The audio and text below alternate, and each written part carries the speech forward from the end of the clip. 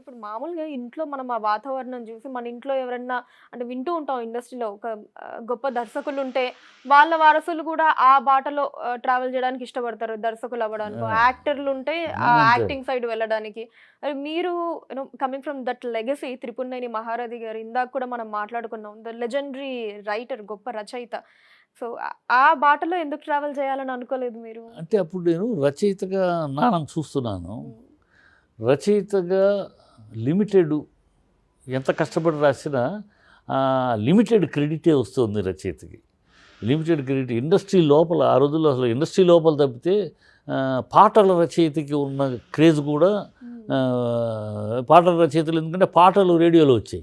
రచన ఆత్రేయ వచ్చాయి.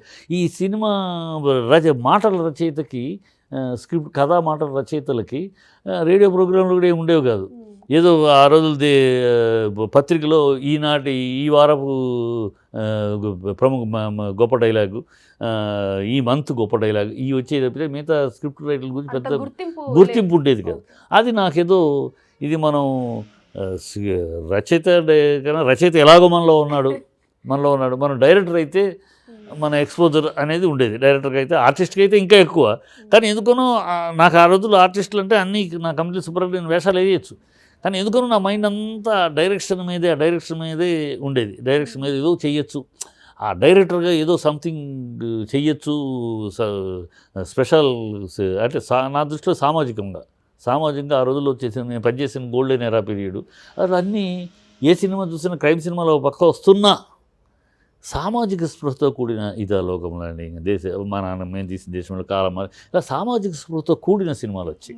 అది పాడి పంటలైనా సామాజిక స్పృహ ఈ సినిమాలు వస్తూ ఉండే ఈ సామాజిక స్పృహతో కూడిన సినిమాలు వస్తున్న నేపథ్యం వల్ల మనం డైరెక్టర్గా ఏదో అప్పటికి పాలిటిక్స్లో కూడా నేను యూత్లో దీంట్లో కూడా ఉన్నాను. అందువల్ల మైండ్లో ఏదో చెప్పొచ్చు సమాజానికి, అది కుటుంబ నేపథ్యంలో విషయమైనా లేకపోతే ఇంకోటైనా చెప్పొచ్చు అనే ఒక తపన ఉండేది.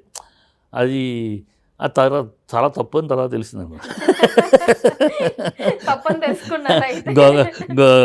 దీనిలో తింటూ గొంగళలో తింటూ అనకూడదు అని తర్వాత కాలంలో తెలిసింది. బట్ ఆ యుద్ధలో ఆవేశం ఉండేదన్నమాట. అలా సినిమాలంటే కేవలం వినోదాత్మకంగానే ఉండాలి అంటే ఉంటేనే ఉండాలి మంచిది అని తెలుసుకున్నారా? అంటే వినోదాత్మక శృంగారానికి బూతుకి తేడా కూడా తెలియని పరిస్థితిలో సినిమా ఫీల్డ్ ఉంటుంది. శృంగారం అంటే ఏంటి, బూత్ అంటే ఏంటి, ఈ రెండింటికి మధ్య ఒక సన్నటి రేఖ ఉంటుంది. ఆ రేఖను కూడా తెలియని పరిస్థితికి ఇండస్ట్రీ వస్తుందని కానీ ఇండస్ట్రీ ఉందని కానీ ఉంటుందని కానీ నేను అనుకోలే. ఇప్పుడు ప్రస్తుతం అదే ఎలా ఉందంటారు? ఇప్పుడు ప్రస్తుతం అదే నేను అసిస్టెంట్గా ఉన్నప్పుడు ఒక శృంగారము ఒక బూతు తేడా ఉండేది. ఒక ప్రేక్షకుల్ని కేవలం బారుల్లో పబ్బుల్లో ఎంటర్టైన్ చేసి కాదు సినిమా, దానికి వేరు, ఈ సినిమా అనేది వేరు. సినిమా ఎంటర్టైన్ చేస్తూనే వాళ్ళకొక మంచి విషయాన్ని, అది కుటుంబ నేపథ్యంలో విషయమైనా, అది సామాజిక దృక్పథంతో సంబంధం ఇష్యూస్ అయినా, వాళ్ళు ఫేస్ చేస్తున్న దైనందిన జీవితంలో వాళ్ళు ఫేస్ చేస్తున్న జీవితాలకు సంబంధించి చెబుతూ ఎంటర్టైన్మెంట్ చేయటం అని ఉండేది. ఇప్పుడు అది పోయింది. నేను అసిస్టెంట్ డైరెక్టర్ నుంచి డైరెక్టర్ వచ్చే కాలానికే కొంత పోయింది, ఇప్పుడు పూర్తిగా పోయింది. ఇప్పుడు అనేది బూతుకి శృంగారానికి తేడా లేదు. పబ్బులు వీటిలో ఇచ్చే ఎంటర్టైన్మెంట్, బార్ అండ్ రెస్టారెంట్లో ఎంటర్టైన్మెంట్కి సినిమాలకి తేడా లేదు. ఆ స్టేజ్ వచ్చేసింది. ఇలా వస్తుందని నేను ఊహించాలి. అప్పుడు తెలియలా. అప్పుడు మన ఎంగేజ్లో మన అంత ఫ్యూచరు మన ఆవేశంలో ఉన్నాం తప్పితే ఫ్యూచర్ ఇలా మారుతుంది, ఇండస్ట్రీ మెటామార్ఫసిస్ ఇలా మారుతుంది అనేది ఎక్స్పెక్ట్ చేయాలి. అది వచ్చింది. ఇలాంటి ఇంట్రెస్టింగ్ వీడియోస్ కోసం తప్పకుండా మా ఛానల్ని సబ్స్క్రైబ్ చేయండి.